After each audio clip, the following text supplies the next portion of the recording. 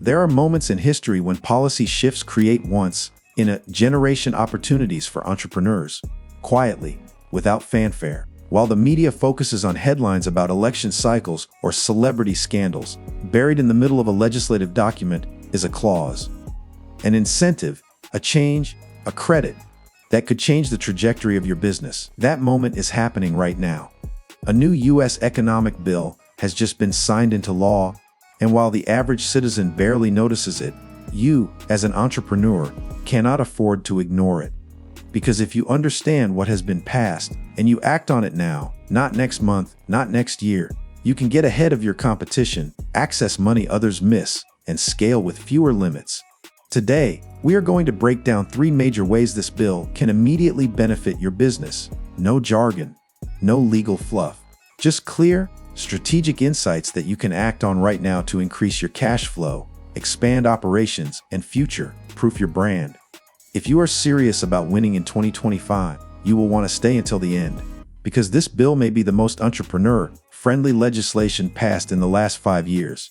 Number 1. Section 179 Expansion. More equipment, less tax, faster growth. The first key provision in the new bill is an aggressive expansion of Section 179 of the tax code. If you do not already know, Section 179 allows businesses to deduct the full purchase price of qualifying equipment and software in the year it is purchased, rather than depreciating it over time. This means that if you buy a 100,000 piece of machinery, you could potentially deduct the entire 100,000 from your taxable income that same year. Previously, the cap was generous, but the new bill increases it significantly.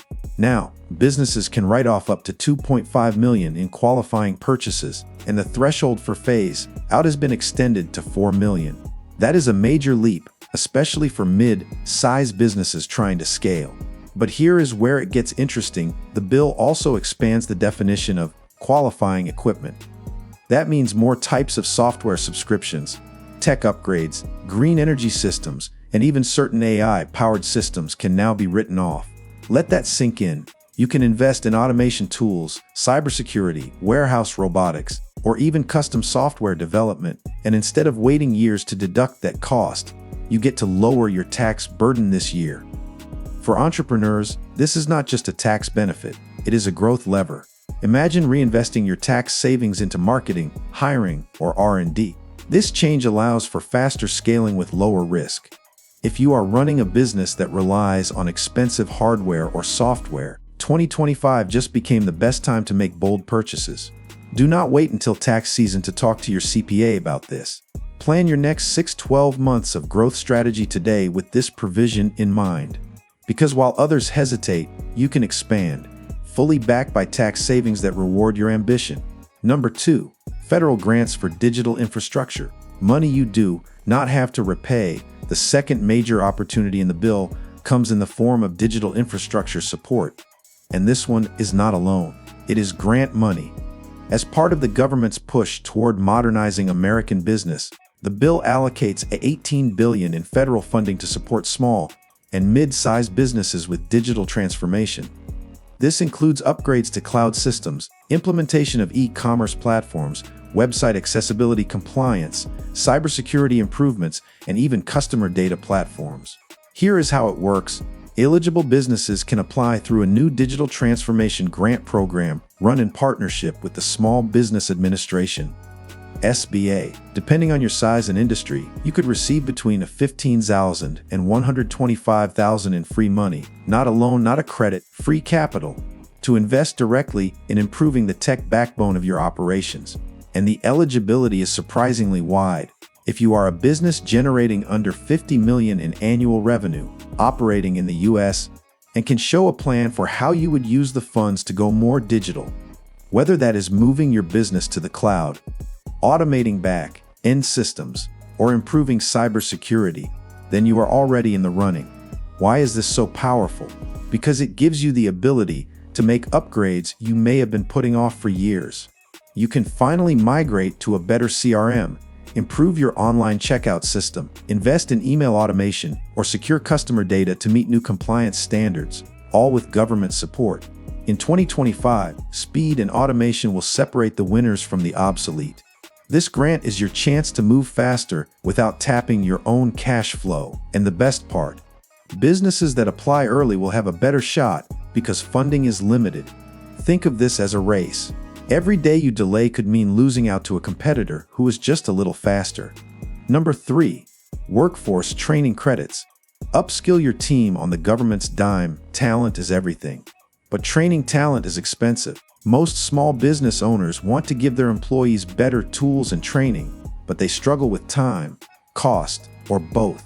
That is why the third key provision in the new bill is a hidden gem: the Workforce Innovation Credit. This is a new federal tax credit, up to $10,000 per employee per year, for businesses that provide job-relevant upskilling and digital training.